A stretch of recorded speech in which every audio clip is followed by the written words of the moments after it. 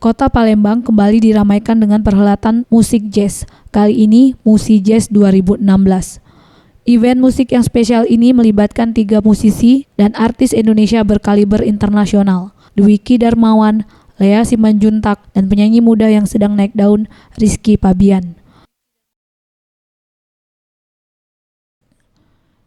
Dalam acara konser musik jazz yang berlatar belakang Jembatan Ampera dan Sungai Musi, Dwiki Darmawan akan berkolaborasi dengan grup musik tradisional Sumatera Selatan, dan Dwiki akan kembali lagi ke Sumatera Selatan untuk mencari tahu musik tradisional Sumatera Selatan dan akan ia perkenalkan di mata internasional lewat konsernya.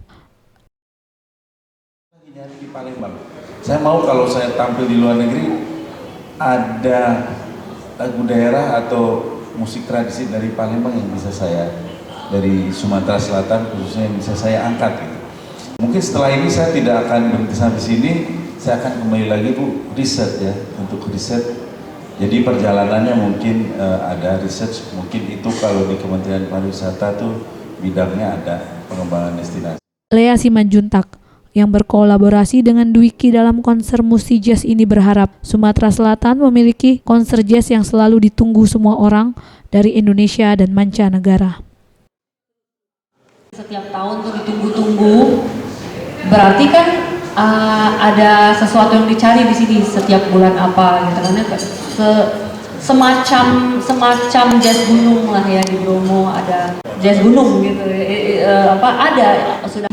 Konsep Musi Jazz yang diusung oleh Kementerian Pariwisata Republik Indonesia dan Dinas Kebudayaan dan Pariwisata Sumatera Selatan bertujuan agar memperkenalkan pariwisata Sumatera Selatan ke mancanegara.